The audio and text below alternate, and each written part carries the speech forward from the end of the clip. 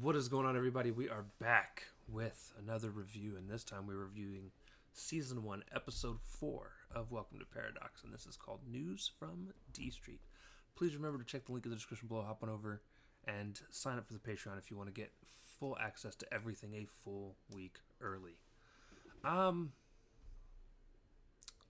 So, this is directed by Guy Magar, written by Andrew Weiner,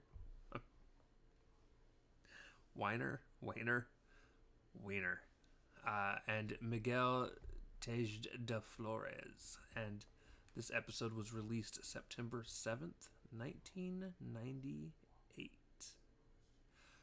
So, to give you a synopsis of the story, we start off with a guy who is running from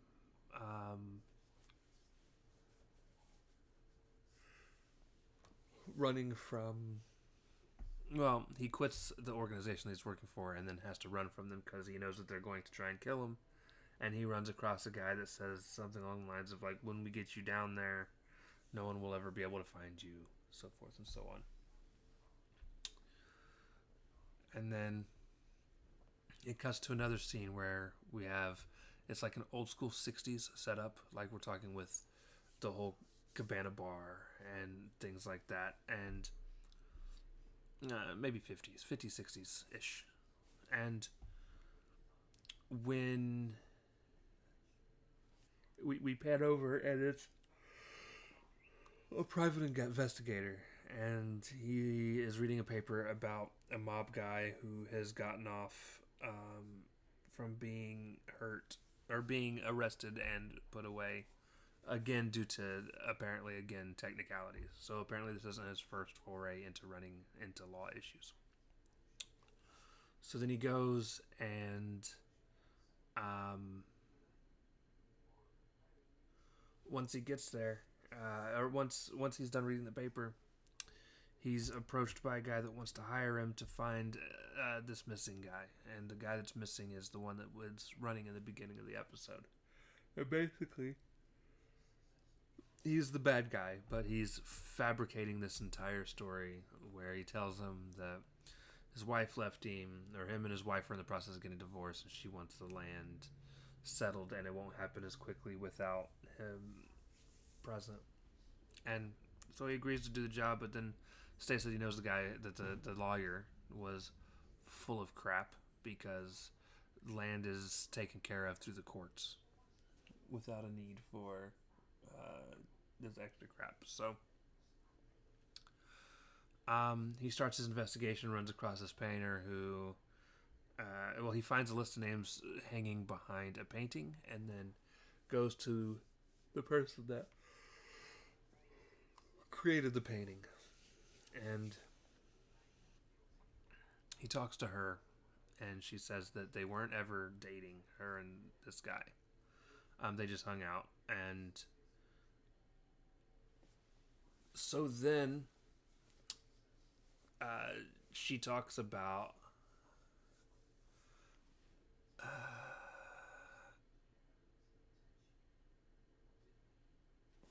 he leaves talking to her,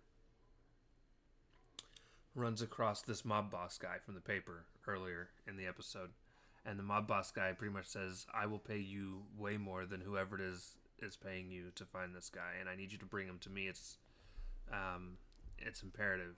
So he starts to do some more investigating, which leads him back to the painter chick, and he's like, and she basically tells him that he's obsessed with these cabs that all have this graffiti on it. So he walks out of her place, finds some guys drawing the graffiti after he sleeps with old girl, by the way. Finds these guys painting graffiti on the wall, asks them who does it. They say it's the code man.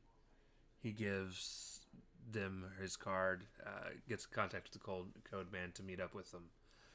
Takes him back to the bar that he usually goes to, and he's basically greeted by the chick that he was just messing with.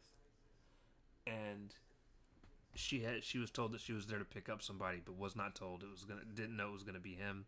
She takes his gun, takes him upstairs to the top floor of the bar, and it's the guy that told him that he would pay him more than whoever it is that's working for him. And basically tells him that no matter, like, it is imperative that he finds this guy. It's life or death. Shortly before that, he did tell the lawyer dude that he was no longer working for him. So, sorry guys, I'm trying to not yawn. It's really hard once you start. And it is 1:30 in the morning. It's past my bedtime. So he goes and once him and the lady get outside, she tells him that she's going to help him. And he tells her no. She says she's going to. He says, okay, fine. And as they're walking to this cab place, he happens to actually see the dude that he's supposed to be getting and chases after him, gets him up into the top floor of the apartment. And the guy then tells him that basically what happened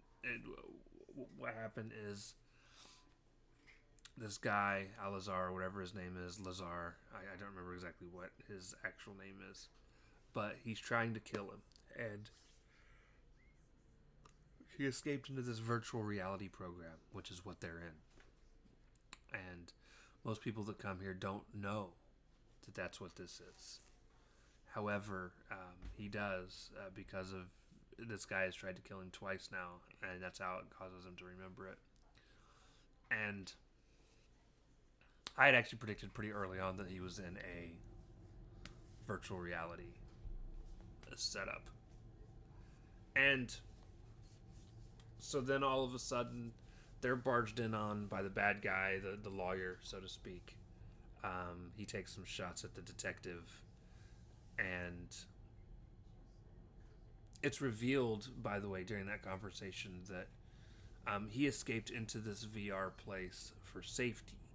But most of the people that seem to be here in this location are dying in real life, and they're put into stasis and brought here to live much, much longer, at least mentally much, much longer. And he then goes on to so the guy barges in, the bad guy barges in and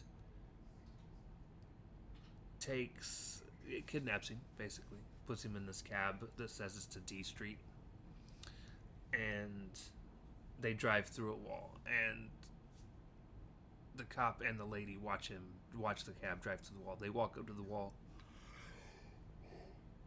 they touch the wall, and it's solid, so they can't go through it. So they go back to the cab place, ask about who it is that runs this, and the guy that runs these specific slots that seem to have no name with it, and he says it's on special order by a guy by the name of Codeman. So they're like, when's the next Codeman thing? And he says tomorrow.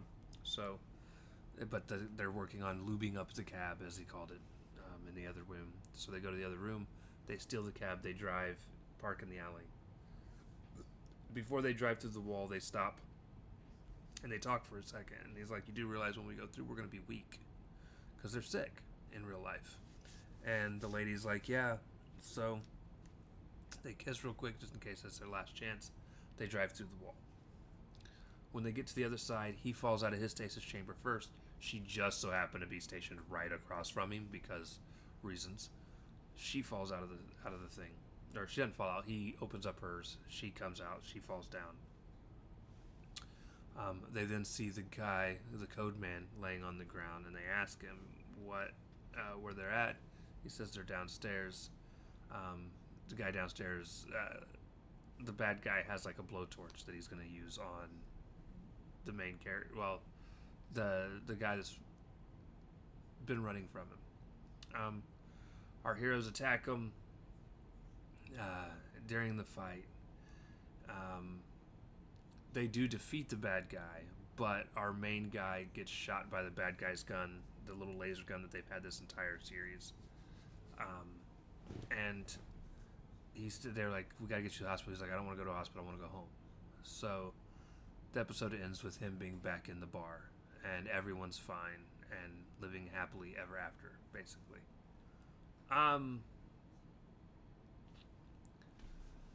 Okay, I ended up enjoying this episode. It's, but it's the one that's entertained me the least. I always love when I predict major plot points early on, even if it probably drives people nuts. Um, but it was fun. It kind of plays into the whole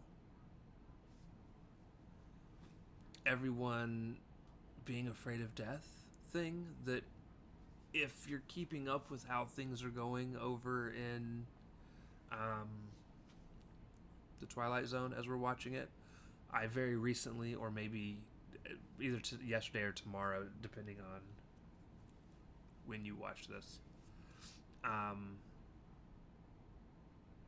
both actually. Uh, it'll be tomorrow. It'll be tomorrow because I have my episode list in front of me. The Twilight Zone episode tomorrow also deals with that, like being afraid of death. And it is a very big thing that humans struggle with, is this idea of death. And it's sad that so many people are so worried about death that they forget to live. And but like they agree to go into this machine and lose all memory of who they are just to live life longer and in a more, I guess, fulfilling way than what they're actually going through. I don't know. It's fascinating to me. However, this is probably my the at the very bottom of the list currently for all these episodes. I'm still enjoying them. Some of them lean a little more into horror than others. This one did not lean into really horror at all, which is probably another part of my problem with it. Um, Honestly, I won't even say that's a problem with it, because the last episode that we watched, which was The Winner, really didn't do that too much. Research Alpha kind of did. Our Lady of the Machine kind of did. And then the next one that you guys are going to see, which was the first one that I recorded, which is why it's out of order and things are just all kinds of messed up, is The Girl Who Was Plugged In. That's the one you'll get in a couple days. It kind of leaned into the horror aspect a little bit, but if you're watching this and you're keeping up with Welcome to Paradox, please note when you go to watch all the stuff from The Girl Who Was Plugged In, the review is fine. The episode watch along is not. The episode watch along information is going to be wrong from what I'm saying. The name on the corner of the screen is going to be wrong because I thought that was the first episode because Amazon screwed up their episode order. And I am watching this on Prime, so through Freevee. But yes, so I did enjoy this episode. Again, it is at the bottom of my list, over and above all. But I did enjoy it, which is better than I can say for most of the Twilight Zone. So, with that being said, ladies and gentlemen, thank you guys for spending time with me. It's been a blast, and we'll see you next time. Peace.